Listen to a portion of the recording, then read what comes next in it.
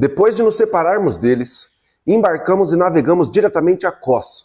No dia seguinte, fomos a Rhodes e dali até Pátara. Encontrando um navio que faria uma travessia para a Fenícia, embarcamos nele e partimos. Depois de avistarmos Chipre e seguir rumo ao sul, navegamos rumo à Síria. Desembarcamos em Tiro, onde o nosso navio deveria ser descarregado. Encontramos os discípulos dali e ficamos com eles 7 dias. Eles, pelo Espírito, recomendavam a Paulo que não fosse a Jerusalém. Quando, porém, terminou o nosso tempo ali, partimos e continuamos a nossa viagem. Todos os discípulos, com as suas mulheres e os seus filhos, nos acompanharam até fora da cidade. E ali na praia, nos ajoelhamos e oramos. Depois de nos despedirmos, embarcamos e eles voltaram para casa. Demos prosseguimento à viagem partindo de Tiro e apontamos em Ptolemaida, onde saudamos os irmãos e passamos um dia com eles. Partindo no dia seguinte, chegamos a Cesareia e ficamos na casa de Felipe, o evangelista, um dos 7. Ele tinha 4 filhas virgens que profetizavam. Depois de passarmos ali vários dias, desceu da Judéia um profeta chamado Ágabo. Este veio ao nosso encontro, tomou o cinto de Paulo e, amarrando as suas próprias mãos e os pés, disse: Assim diz o Espírito Santo, desta maneira os judeus amarrarão o dono deste cinto em Jerusalém e o entregarão aos gentios. Quando ouvimos isso, nós e o povo dali pedimos a Paulo que não subisse a Jerusalém. Então Paulo respondeu: Por que vocês estão chorando? Assim vocês partem o meu coração. Estou pronto, não apenas para ser amarrado, mas também para morrer em Jerusalém pelo nome do Senhor Jesus. Como não pudemos persuadi-lo, desistimos e dissemos: Seja feita a vontade do Senhor. Depois disso, preparamo-nos e subimos a Jerusalém. Alguns dos discípulos de Cesareia nos acompanharam e nos levaram à casa de Mnason, onde deveríamos nos hospedar.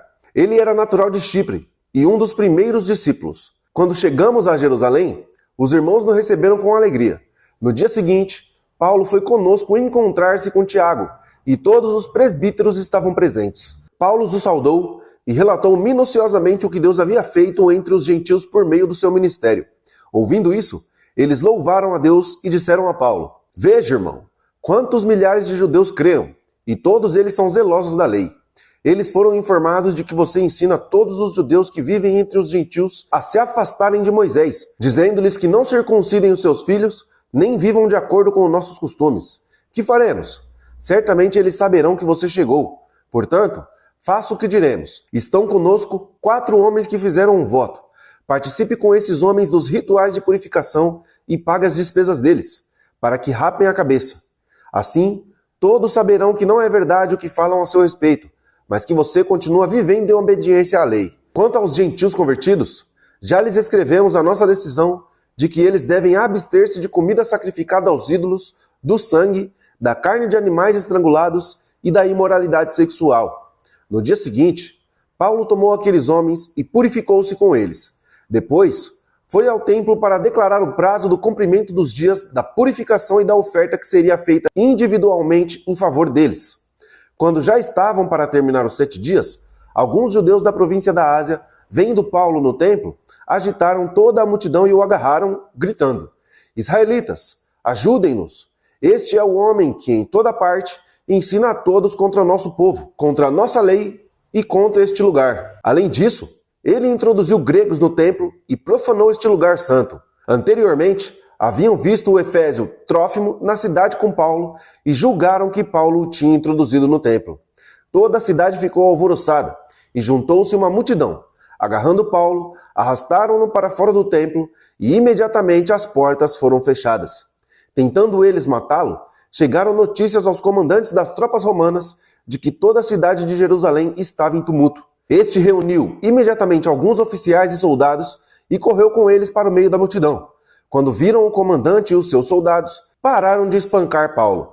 O comandante chegou, prendendo-o e ordenou que fosse amarrado com 2 correntes. Então, perguntou quem era ele e o que tinha feito. Alguns da multidão gritavam uma coisa, outros gritavam outra.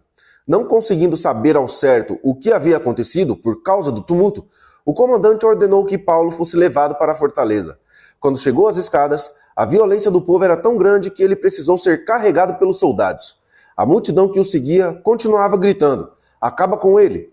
Quando os soldados estavam para introduzir Paulo na fortaleza, ele perguntou ao comandante: Posso dizer-te algo? Você fala grego? Perguntou ele. Não é você o egípcio que iniciou uma revolta e há algum tempo levou 4.000 assassinos para o deserto? Paulo respondeu, sou judeu, cidadão de Tarso, cidade importante da Sicília. Permite-me falar ao povo. Tendo recebido permissão do comandante, Paulo levantou-se na escadaria e fez sinal com a mão à multidão. Quando todos fizeram silêncio, dirigiu-se a eles em língua hebraica.